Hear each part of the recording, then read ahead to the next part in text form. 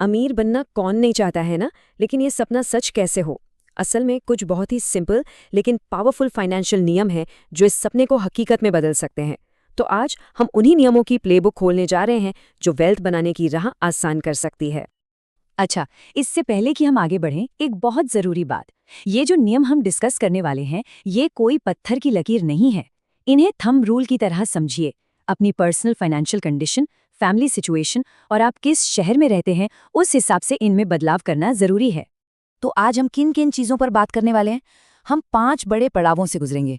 सबसे पहले ज़िंदगी की बड़ी खरीदारी कैसे करें, फिर खुद को फाइनेंशियली कैसे प्रोटेक्ट करें, उसके बाद अपनी वेल्थ को कैसे बढ़ाएं, कर्ज को समझदारी से कैसे मैनेज करें और आखिर में एक असरदार बजट कैसे बनाएं।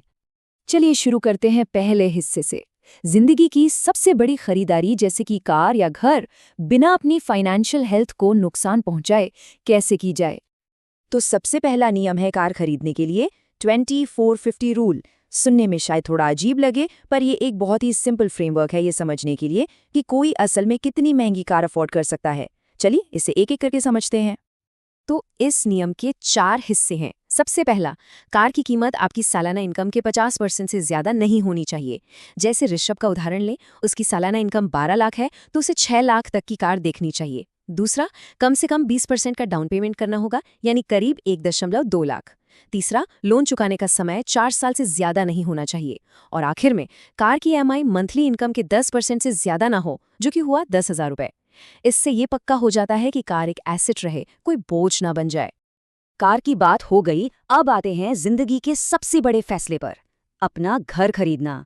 ये एक बहुत इमोशनल डिसीजन होता है, लेकिन 320, 30, 40 रूल इसमें फाइनेंशियल डिसिप्लिन लाने में मदद करता है। तो ये काम कैसे करता है? घर की कीमत आपकी सालाना इनकम की 3 से 5 गुना तक होनी चाहिए। ऋषभ के लिए ये रकम 36 से 60 लाखों के बीच हुई, जो इंटरेस्ट रेट्स पर भी डिपेंड करता है। उसे डाउन पेमेंट के लिए कम से कम 40% अपनी सेविंग से देना होगा। लोन का समय 20 साल से ज्यादा नहीं होना चाहिए और महीने की ईएमआई 30,000 रुपए से ज्यादा नहीं होनी चाहिए। ठीक है, बड़ी बड़ी चीजें खरीदने की बात तो हो गई, लेकिन इससे भी पहले एक और जरूरी काम है, अपनी फाइनेंशियल सेफ्टी की नींव रखना। ये एक ऐसा कदम है जिसे बहुत से लोग इन्वेस्टिंग से पहले नजरअंदाज कर देते हैं। देखिए, फाइनेंशियल सिक्योरिटी के लिए एक सही सीक्वेंस होता है। सबसे पहला कदम, टर्म इंश्योरेंस लेकर अपनी फैमिली को सिक्योर करें। दूसरा, हेल्थ इंश्योरेंस से मेडिकल इमरजेंसी के खिलाफ प्रोटेक्शन लें। तीसरा, एक इमरजेंसी फंड बनाएं। और जब ये तीनों चीजें हो जाएं, तभी मार्केट में इन्वेस्ट करने के बारे में सोचना चाहिए। तो सवाल उठता है कि टर्म इंश्योरेंस कवर कितना होना चाहिए? एक सीधा सा हिसाब है कि इस सालाना इनकम का कम से कम 10 से 15 गुना हो, और साथ ही इसमें सभी मौजूदा लोन की रकम भी जुड़ी होनी चाहिए। ये अपनों के लिए एक मजबूत फाइनेंशियल सेफ्टी नेट तैयार करता है। और इमरजेंसी फंड का क्या? यहाँ लक्ष्य है कि कम से कम 6 महीने के जरूरी खर्चों को कवर करने के लिए पैसा जमा हो। नौकरी छूटने या बीमारी जैसी किसी भी अनचाही मुश्किल के लिए ये एक फाइनेंशियल बफर का काम करता है। चलिए, अब जब हमारा सुरक्षा कवच तैयार है, तो अब आता है इस सफर का सबसे मजेदार हिस्सा, अपने पैसे को काम पर लगाकर उसे स्मार्ट तरीके से कैसे बढ़ाया जाए। क्या कभी रूल ऑफ 72 के बारे में सुना है? ये एक कमाल का मेंटल शॉर्टकट है, ये अंदाजा लगाने के लिए कि किसी इन्वेस्टमेंट को एक तय रिटर्न रेट पर डबल होने में कितने साल लगेंगे। इसका फॉर्मूला बहुत ही आसान है। 72 को अपने रिटर्न रेट से डिवाइड कर दीजिए। अब देखिए, अगर एफडी से 8% का रिटर्न मिल रहा है तो पैसा डबल होने में 9 साल लगेंगे। वहीं 12% पर यह घटकर 6 साल रह जाता है। और सोचिए, 15% रिटर्न पर, जैसा कि स्टॉक्स में मिल सकता है, ये सिर्फ 5 साल से भी कम है। यही तो है कंपाउंडिंग का जादू। अगला नियम है एसेट एलोकेशन का, यानी पैसा कहाँ कहाँ लगाना है। इसका एक बहुत मशहूर थंब रूल है, 100 माइनस अपनी उम्र। ये उम्र के हिसाब से रिस्क और रिवॉर्ड को बैलेंस करने में मदद करता है। एक उदाहरण से समझते हैं। मान लीजिए कोई 25 साल का है, तो 100 माइनस 25 हुआ 75। इसका मतलब है कि पोर्टफोलियो का 75% हिस्सा इक्विटी जैसे हाई ग्रोथ एसेट्स में होना चाहिए और बाकी 25% डेट जैसे सेफ एसेट्स में। और जैसे जैसे उम्र बढ़ती है, ये बैलेंस बदलता है। अब देखिए, 35 की उम्र में 100 माइनस 35 के हिसाब से इक्विटी में हिस्सा घटकर 65% हो जाता है। ऐसा इसलिए ताकि रिस्क धीरे धीरे कम होता जाए। अब एक बहुत ही जरूरी टॉपिक पर आते हैं, जो है कर्ज का मैनेजमेंट।